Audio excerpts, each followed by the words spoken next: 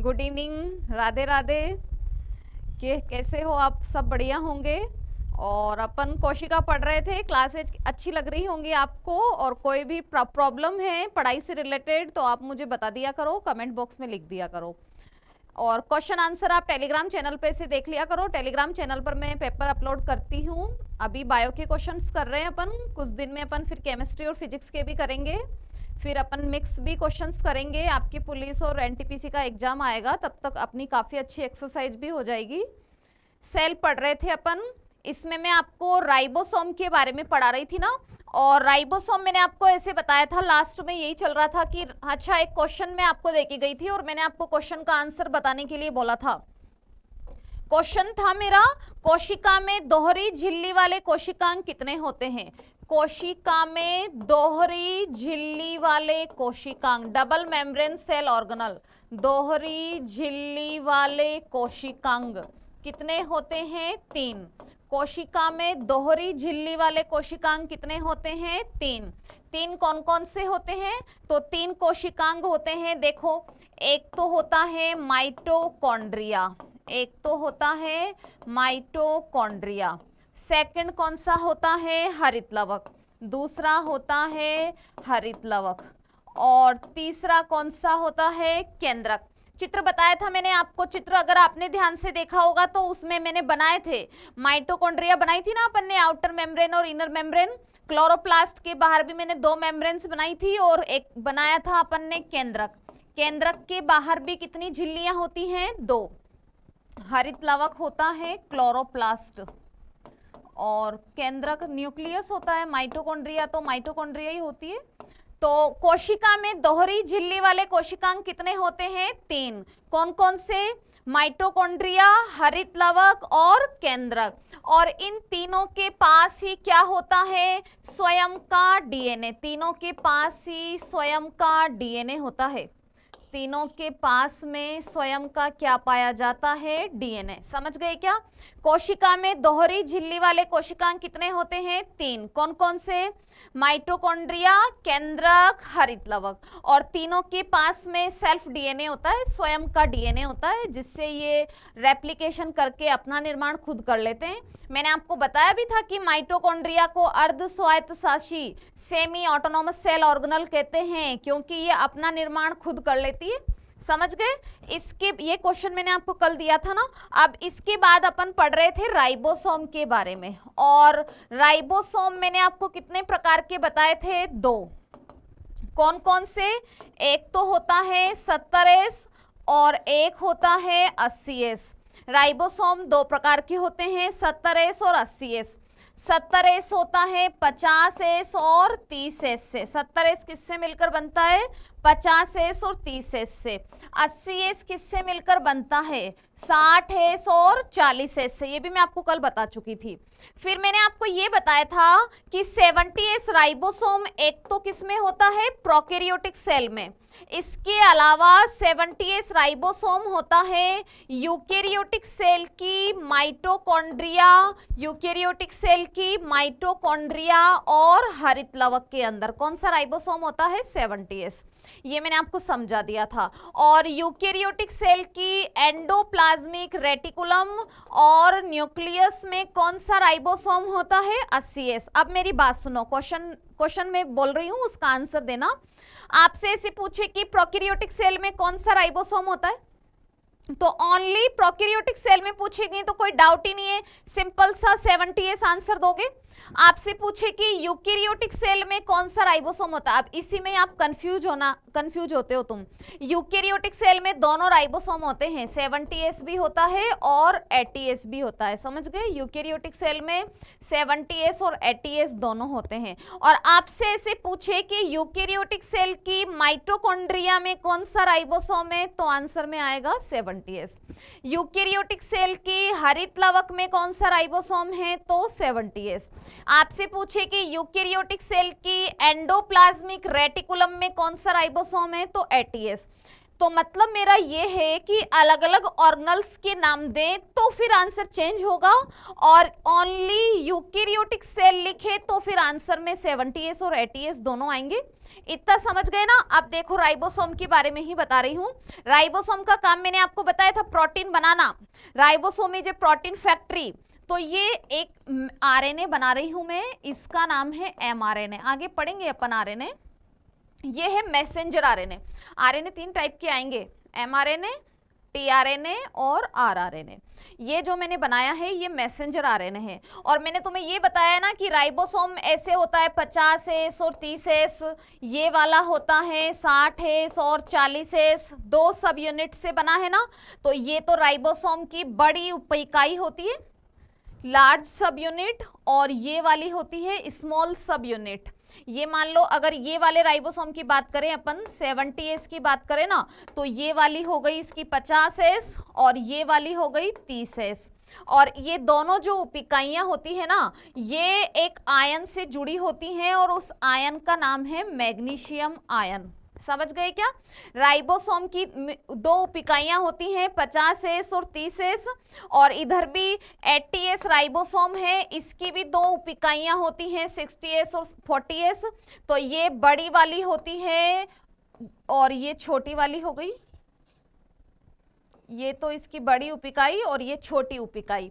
ये दोनों जो सब यूनिट्स होती है ना, ये मैग्नीशियम आयन से जुड़ी होती है। सीधा सीधा आपसे ये पूछे कि राइबोसोम की उपिकाइयां कौन से आयन से जुड़ी होती हैं, आंसर में क्या बोलोगे? मैग्नीशियम आयन से। समझ गए? फिर देखो, जब प्रोटीन सिंथेसिस होता है ना, तो प्रोटीन संश्लेषण के समय राइबोसोम की दोनों उपिकाइयां मैसेंजर आरएनए पर एक श्रृंखला के रूप में जुड़ जाती हैं। राइबोसोम की दोनों उपिकाइयां प्रोटीन संश्लेषण के समय मैसेंजर आरएनए पर एक श्रृंखला के रूप में जुड़ जाती हैं। इसे क्या कहते हैं? पॉलीराइबोसोम। इसको कहते हैं पॉलीराइबोसोम या इसको कहते हैं पॉलीसोम। ये क्वेश्चन आया हुआ है एग्जाम में, पॉलीराइबोसोम क्या है। तो प्रोटीन संश्लेषण के समय राइबोसोम की सब यूनिट्स मैसेंजर आरएनए पर एक सीरीज के रूप में जुड़ जाती हैं और ये स्ट्रक्चर क्या कहलाती है? पॉलीराइबोसोम या पॉलीसोम। समझ गए? अब देखो, इसके बाद में एक और चीज बताती हूं। एंटीबायोटिक्स लेते हैं ना अपन, जैसे आपकी कोई भी बीमार होते हो आप, जुकाम बुखार XY और Z, तो आपको डॉक्टर है ना एंटीबायोटिक लिख के देता है। एंटीबायोटिक है ना, ये वायरस पर कोई इफेक्ट नहीं डालती है। वायरस जनित बीमारियों का इलाज एंटीबायोटिक से नहीं होता है, तभी तो कोरोना वायरस कंट्रोल में नहीं आ रहा है ना, क्योंकि एंटीबायोटिक वायरस का कुछ नहीं बिगाड़ पाती है।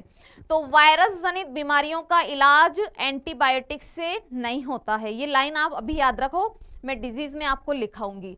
एंटीबायोटिक्स क्या करती हैं? एंटीबायोटिक्स का टारगेट, आपको डॉक्टर ने एंटीबायोटिक लिख के दी थी, आपने खा लिया उसको, तो वो अंदर जाके क्या करती है? एंटीबायोटिक का टारगेट प्रोकैरियोटिक सेल का राइबोसोम होता है। एंटीबायोटिक का टारगेट प्रोकैरियोटिक सेल का राइबोसोम होता है। एंटीबायोटिक का टारगेट क्या होता है? प्रोकैरियोटिक सेल का राइबोसोम। समझ गए क्या? क्या मतलब है इसका? अब देखो इधर, जैसे ये आप अपने आप को मान लो, ये आपका शरीर है और अपन किस में आते हैं? अपन आते हैं यूकेरियोटिक सेल में। भाई आप और मैं, अपन सब तो यूकेरियोटिक सेल में आते हैं ना, सारे प्लांट्स, सभी एनिमल्स यूकेरियोटिक सेल में आते हैं। अब आपको कोई भी इन्फेक्शन हुआ था, बैक्टीरिया का हुआ या प्रोटोजोआ का इन्फेक्शन हुआ, आपको डॉक्टर ने एंटीबायोटिक लिख के दी थी, आपने एंटीबायोटिक ली थी, तो ये एंटीबायोटिक क्या करती हैं? अंदर आकर ये जैसे ही आपकी बॉडी में एंटर करेंगी, अब मान लो आपके शरीर में इन्फेक्शन था बैक्टीरिया का, अपनी बॉडी में एक बैक्टीरिया बैठा हुआ है, बैक्टीरिया जीवाणु ही होता है। बैक्टीरिया याद करो तुम, जीवाणु तो याद रहे नहीं रहे, आप बैक्टीरिया याद करो। ये अपने शरीर में कौन था? बैक्टीरिया। एंटीबायोटिक्स का टारगेट प्रोकैरियोटिक सेल का राइबोसोम होता है। अब आपने एंटीबायोटिक ले ली, ये एंटीबायोटिक थी, ये आपकी बॉडी में जाएगी और जो ये बैक्टीरिया बैठा हुआ है ना, इसके लिए इसके जो राइबोसोम होता है ना, बैक्टीरिया में 70S राइबोसोम होता है, तो इसके राइबोसोम को नष्ट कर देती है या इसके अंदर प्रोटीन बनाना बंद कर देती है। और जब बैक्टीरिया में प्रोटीन बनना बंद हो जाएगा तो बैक्टीरिया ऑटोमेटिक मर जाता है। इसीलिए एंटीबायोटिक से इलाज हो जाता है बैक्टीरिया और प्रोटोजोआ वाली बीमारियों का, लेकिन वायरस जनित बीमारियों का इलाज एंटीबायोटिक से नहीं होता है। समझ गए? एक बार वापस से बता देती हूं, इसको इधर सुन लो। आपने एंटीबायोटिक ली थी, मान लो आप, तो फॉर एग्जाम्पल आपके शरीर में किसका इन्फेक्शन हो गया है? बैक्टीरिया का इन्फेक्शन हो गया। अब बैक्टीरिया का इन्फेक्शन हो गया, आपने जैसे ही एंटीबायोटिक ली, ये अंदर जाकर के आपके शरीर पर तो कोई साइड इफेक्ट नहीं डाल रही है, इस बैक्टीरिया का प्रोटीन बनाना बंद कर देती है। और बैक्टीरिया का प्रोटीन बनना बंद हो जाएगा तो बैक्टीरिया खुद ही खत्म हो जाएगा। भाई अपना निर्माणकारी पदार्थ कौन सा है? प्रोटीन है ना, बिल्डिंग मटेरियल तो प्रोटीन है, तो बैक्टीरिया का भी निर्माणकारी पदार्थ कौन सा होता है? प्रोटीन। तो समझ गए होंगे आप इस लाइन का मतलब। एंटीबायोटिक आप लोगे तो वो प्रोकैरियोटिक सेल के राइबोसोम को टारगेट करती है, और राइबोसोम को टारगेट करने का मीनिंग होता है उसमें प्रोटीन बनना बंद हो जाता है, और प्रोटीन बनना बंद हो जाता है तो वो बैक्टीरिया मर जाएगा और आपका इलाज हो गया। समझ गए आप? तो ये अपन राइबोसोम पढ़ रहे थे ना। अब इसके बाद में अपन पढ़ते हैं गोल्जी काय। गोल्जी काय को बोलते हैं गोल्जी बॉडी, गोल्जी बॉडी, या इसको बोलते हैं गोल्जी एपरेटस। ये इसी के ही नाम है, इसी को गोल्जी एपरेटस भी कहते हैं, और इसी को ही कहते हैं बेकर्स बॉडी, इसी को ही बेकर्स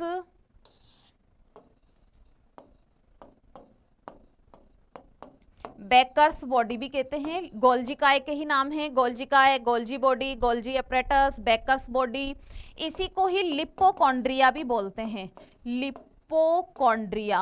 और इसको लिपोकॉन्ड्रिया क्यों बोलते हैं? लिपिड्स की अधिकता के कारण। इसमें लिपिड की मात्रा ज्यादा होती है, लिपिड की अधिकता के कारण, एक्सेसिव लेवल ऑफ लिपिड की अधिकता के कारण। लिपिड क्या होती है? तो टाइप ऑफ फैट, लिपिड भी एक प्रकार की वसाई होती है, और लिपोकॉन्ड्रिया इसको बोलते हैं लिपिड की अधिकता के कारण।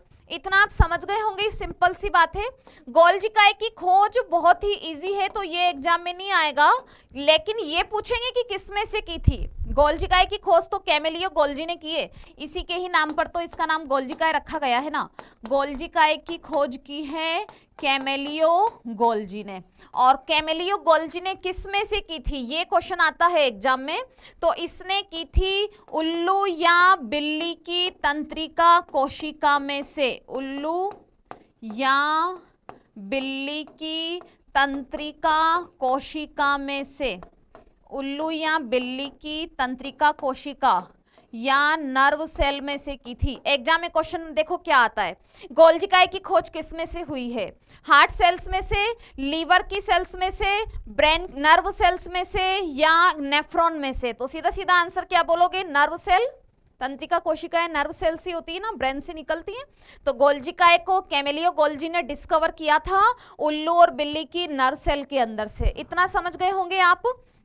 अब देखो एक चीज और बताती हूं आपको। अपन ने अंतःप्रदवीय जालिका पढ़ी थी ना, मैं शॉर्ट में ER लिख देती हूँ। एंडोप्लाज्मिक रेटिकुलम पढ़ी थी। ये एंडोप्लाज्मिक रेटिकुलम होती है ना, ये किसका निर्माण करती है? गोल्जी काय का। एंडोप्लाज्मिक रेटिकुलम निर्माण करती है गोल्जी काय का। आपसे एग्जाम में पूछे गोल्जी काय का निर्माण किससे होता है? एंडोप्लाज्मिक रेटिकुलम से। फिर गोल्जी काय निर्माण करता है लाइसोसोम का। गोल्जी काय किसका निर्माण करता है?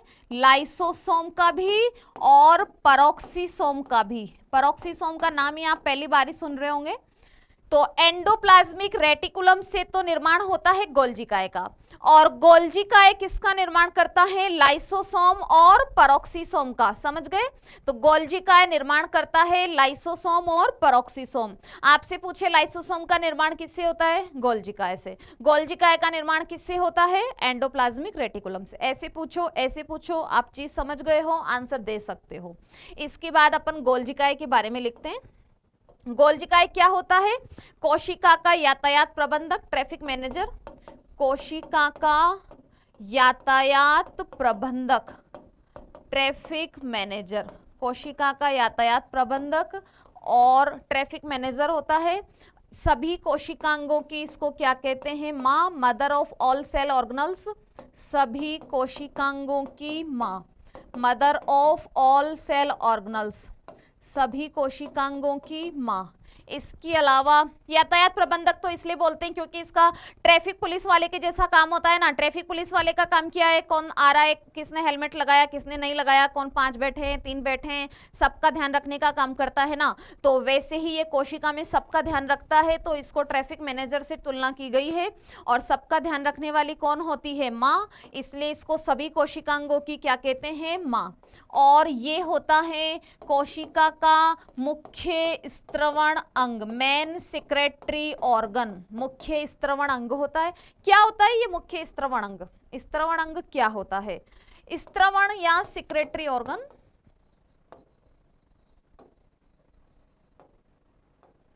देखो स्त्रवण का मतलब क्या होता है? मुझे ये बताओ, अपन सभी सजीव किससे मिलकर बने होते हैं? कोशिकाओं से, इसीलिए तो अपन कोशिका पढ़ रहे हैं ना। और ग्लैंड्स जो होती हैं अपने अंदर, आपने नाम सुना होगा, पीयूष ग्रंथि होती है, थायराइड ग्रंथि होती है, पैराथायराइड ग्रंथि होती है। तो जो ग्लैंड्स होती है ना, ये भी किससे बनी होती है? सेल्स से।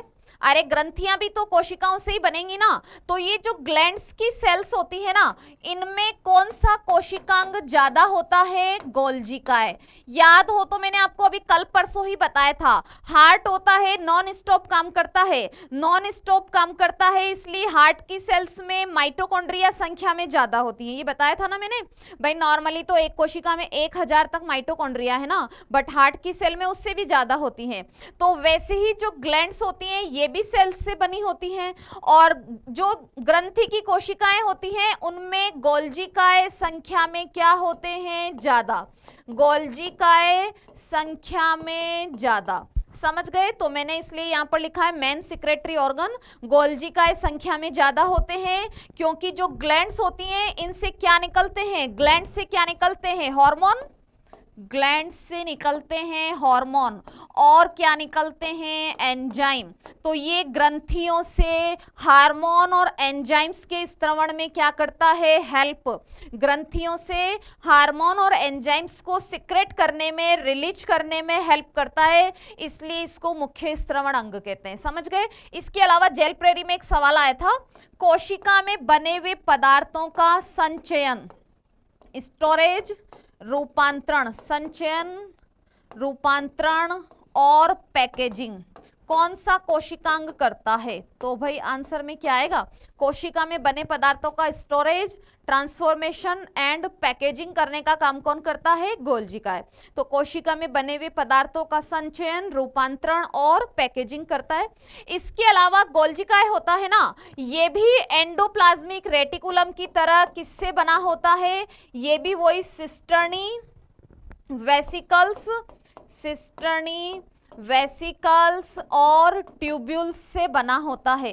ये भी एंडोप्लाज्मिक रेटिकुलम की तरह सिस्टर्नी वेसिकल्स और ट्यूब्यूल्स से मिलकर बना होता है। सिस्टर्नी वेसिकल्स और ट्यूब्यूल्स से मिलकर बना होता है। समझ गए क्या? इसके बाद में देखो, मैंने आपको सेल में ऐसे बनाया था ना, गोल्जिकाय बना के दिखाया था। तो गोल्जिकाय होता है ना, इसके आसपास के एरिया में ना कोई भी कोशिकांग नहीं होता है, सब इससे दूरी बना के रखते हैं। बहुत से लोग ऐसे होते हैं ना जिनसे लोग दूरी बना लेते हैं। तो गोल्जिकाय के आसपास के एरिया में कोई भी कोशिकांग नहीं होता है, और इस एरिया को बोलते हैं zone of exclusion, zone of exclusion. तो देखो मैंने एक सेंटेंस बोला है, कोशिका में गोल्जिकाय के आसपास के क्षेत्र में कोई कोशिकांग नहीं होता है, और इस एरिया को क्या बोलते हैं? जोन ऑफ एक्सक्लूजन कहते हैं। समझ गए? गोल्जिकाय के चारों ओर कोई कोशिकांग नहीं होता है दूर दूर तक इससे, और इस एरिया को जोन ऑफ एक्सक्लूजन कहते हैं। लाइसोसोम का निर्माण कौन करता है? गोल्जिकाय। इसके अलावा शुक्राणु है, स्पर्म, ये ऐसे स्पर्म की स्ट्रक्चर बताई गई है साइंस के अंदर। इस पंप का जो हेड होता है ना, शीर्ष भाग इसका जो हेड होता है, इस हेड को बोलते हैं एक्रोसोम। इस हेड को क्या कहते हैं? एक्रोसोम। और इस एक्रोसोम का निर्माण किससे होता है? गोल्जी काय से। इस पंप के हेड को एक्रोसोम कहते हैं और इस एक्रोसोम का निर्माण किससे होता है? गोल्जी काय से। एक्रोसोम का निर्माण गोल्जी काय से होता है। समझ गए क्या? शुक्राणु के शीर्ष भाग एक्रोसोम का निर्माण गोल्जी काय से। तो एक और चीज मैं यही बता देती हूं आपको, इस पंप की जो टेल होती है ना, शुक्राणु की पूंछ, टेल का फॉर्मेशन होता है तारक काय से। शुक्राणु की पूंछ का निर्माण किससे होता है? तारक काय। तारक काय को बोलते हैं सेंट्रोसोम। अब देखो मेरी बात सुनो, तुम ओनली तारक काय पढ़ के जाओगे ना, वहां पे ऐसा लिखा हुआ मिलेगा आपको, हिंदी में भी मिलेगा सेंट्रोसोम और इंग्लिश में इसकी स्पेलिंग मिलेगी। फिर तारक काय तुम्हें घर आके मिलेगा, और घर आके मिलेगा ना अगर, तो जिंदगी 2 साल पीछे हो जाएगी। और अब कोरोना आ गया तो 4 साल भी पीछे हो सकती है। पहले तो 2 ही साल होती थी, अब 4 साल भी पीछे हो सकती है। तो इसलिए आप हिंदी इंग्लिश दोनों टर्म्स याद करो।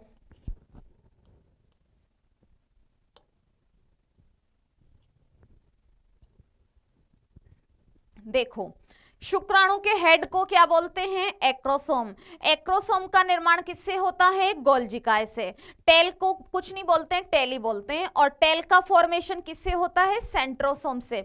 मिडिल पीस में तो माइटोकॉन्ड्रिया भी होती है, न्यूक्लियस भी होता है, कई चीजें होती हैं। आप हेड और टेल याद कर लो। हेड का फॉर्मेशन गोल्जी काय से, टेल का फॉर्मेशन सेंट्रोसोम से। इतना समझ गए क्या? इसके अलावा गोल्जी काय तो प्रोटीन और वसा से ही बना होता है। इसमें वसा की अधिकता के कारण से, एक बार शुरू से बता देती हूं, देखो, गोल्जी काय, Golgi body, Golgi apparatus, Baker's body, lipochondria. Lipochondria इसको क्यों कहते हैं? लिपिड की अधिकता के कारण से। कैमेलियो गोल्जी ने किसमें से खोजा था? उल्लू और बिल्ली की तंत्रिका कोशिका में से। एंडोप्लाज्मिक रेटिकुलम से गोल्जी बॉडी बनेगा, गोल्जी बॉडी से लाइसोसोम और पेरोक्सिसोम बनेंगे। Traffic manager of cell, mother of all cell organelles और मेन सेक्रेटरी ऑर्गन होता है, क्योंकि ग्लैंड से हार्मोन और एंजाइम्स को रिलीज करने में हेल्प करता है। कोशिका में जो भी पदार्थ बनते हैं उनका स्टोरेज, ट्रांसफॉर्मेशन और पैकेजिंग का काम करता है। ये तो आप समझ ही गए थे ना, ग्लैंड्स की जो सेल्स होती है उनमें गोल्जी काय संख्या में ज्यादा होता है, क्योंकि गोल्जी काय इनकी हार्मोन और एंजाइम्स को रिलीज करने में क्या करता है? हेल्प। ये भी एंडोप्लाज्मिक रेटिकुलम की तरह सिस्टर्नी, वेसिकल्स और ट्यूब्यूल्स से बना होता है। साइटोप्लाज्म के अंदर गोल्जी काय के आसपास कोई कोशिकांग नहीं होता है और इस एरिया को क्या बोलते हैं? Zone of exclusion. फिर मैंने आपको बताया स्पर्म की हेड का फॉर्मेशन गोल्जी बॉडी से, स्पर्म की टेल का फॉर्मेशन सेंट्रोसोम से। इतना आप समझ गए होंगे। तो ये अपन ने गोल्जी काय के बारे में पढ़ा था। इसके बाद में आपको मैं लाइसोसोम भी पढ़ा देती हूं आज। लाइसोसोम, लाइसोसोम की खोज किसने की है? लाइसोसोम हिंदी इंग्लिश दोनों में लाइसोसोम ही होता है। लाइसोसोम की खोज किसने की? लाइसोसोम का निर्माण तो गोल्जी काय से होता है ना, ये तो मैंने आपको अभी बताया है। इसकी डिस्कवरी बहुत इजी है। लाइसोसोम की खोज किसने की है? डी डुवे ने। लाइसोसोम की खोज डी डुवे ने। और लाइसोसोम का काम क्या होता है? वर्क ऑफ लाइसोसोम, इसका कार्य होता है कोशिकीय पदार्थों का पाचन। कोशिकीय पदार्थों का पाचन, डाइजेशन ऑफ सेल मटेरियल्स। कोशिकीय पदार्थों का क्या करता है? पाचन। अब पाचन करेगा तो फिर इसको किसकी आवश्यकता होगी? एंजाइम्स की। अरे अपने स्टोमक में, अपनी एलिमेंट्री कैनाल में, इंटेस्टाइन में पाचन होता है, भोजन का डाइजेशन होता है, तो हेल्प ऑफ एंजाइम से होता है ना, एंजाइम्स की मदद से ही तो होता है। तो ये भी तो डाइजेशन का काम कर रहा है, तो इसका मतलब तो 100% इसमें भी तो एंजाइम होंगे ना। तो इसमें कौन से एंजाइम होते हैं? जल अपघटनीय, जल अपघटनीय, या इनको इंग्लिश में कहते हैं हाइड्रोलाइटिक। जल अपघटनीय या हाइड्रोलाइटिक एंजाइम होते हैं। इसमें जल अपघटनीय या हाइड्रोलाइटिक, और लगभग 50 एंजाइम होते हैं, संख्या में 50 एंजाइम होते हैं इसमें। और ये भी क्वेश्चन आता है लाइसोसोम के एंजाइम कितनी पीएच पर काम करते हैं। लाइसोसोम के एंजाइम पीएच 5 पर काम करते हैं। पीएच क्या होती है ये सब मैं केमिस्ट्री में पढ़ा दूंगी आपको, अभी इतना याद रख लो। लाइसोसोम के एंजाइम होते हैं वो 5 पीएच पर काम करते हैं। लाइसोसोम पाचन का काम करता है, तो इसमें हाइड्रोलाइटिक एंजाइम होते हैं 50 प्रकार के, और ये पाचन का काम करता है, इसलिए इसको अपशिष्ट पदार्थों का पाचन करके उनको बाहर निकाल देता है, इसलिए इसको कोशिका का अपशिष्ट निपटाने वाला तंत्र भी कहते हैं। सेल का अपशिष्ट निपटाने वाला तंत्र, अपशिष्ट निपटाने वाला तंत्र, कोशिका का अपशिष्ट निपटाने वाला तंत्र कौन सा होता है, लाइसोसोम। फिर इसको अभी वो भी बता दूंगी मैं आपको, सुसाइडल बैग कहते हैं, आत्मघाती थैली, आत्मघाती थैली, या फिर इसको क्या कहते हैं, सुसाइडल बैग। सुसाइडल बैग क्यों कहते हैं बताना आप, आत्मघाती थैली या सुसाइडल बैग कहते हैं, क्यों कहते हैं इसको सुसाइडल बैग, एक बार बताना, आंसर दो।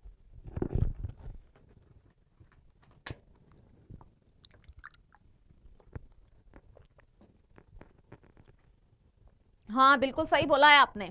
आत्मघाती थैली इसलिए कहते हैं क्योंकि ये पाचन का काम करता है ना, तो इसके पास एंजाइम्स तो होते ही हैं, तो ये ना थैली फट जाती है कभी कभी, लाइसोसोम को गुस्सा आता है ना, ज्यादा काम करवाते हैं तो थैली फट जाती है, तो थैली फट जाती है तो इस पूरी सेल नष्ट हो जाती है, और सेल नष्ट हो गई तो फिर ये खुद तो नष्ट हो गई ना। अरे आप जिस कमरे में रहते हो उसमें बम फोड़ोगे तो कमरा तो पता नहीं फूटेगा कि नहीं फूटेगा, तुम तो पहले ही फूटोगे ना, तो ये जब सेल को ही नष्ट करेगा तो ये खुद तो नष्ट होगा ही ना, इसलिए इसको आत्मघाती थैली या फिर क्या कहते हैं, सुसाइडल बैग कहते हैं। और जब ये पूरी कोशिका को ही नष्ट कर देता है इसलिए इसको क्या बोलते हैं, सेल का एटम बम, परमाणु बम भी कहते हैं। समझ गए, आत्मघाती थैली होती है क्योंकि पूरी सेल को नष्ट कर देता है, इसके अलावा इसको क्या कहते हैं, एटम बम भी कहते हैं, क्योंकि डाइजेशन के लिए इसमें एंजाइम तो होते ही हैं, फट जाता है तो पूरी सेल नष्ट हो जाती है। इतना समझ गए। लाइसोसोम में बहुरूपता पाई जाती है, पॉलीमॉर्फिज्म, पॉलीमॉर्फिज्म या बहुरूपता पाई जाती है। क्या होता है पॉलीमॉर्फिज्म, मतलब ये ना बहुत सारे रूपों में पाया जाता है, तो इसके बहुत सारे रूप कौन कौन से हैं, तो ये प्राइमरी लाइसोसोम भी होता है, सेकेंडरी लाइसोसोम, टर्शरी लाइसोसोम, तो इसके कई सारे टाइप्स होते हैं, वो मैं आपको कल पढ़ाऊंगी। आज के लिए इतना ही, थैंक यू।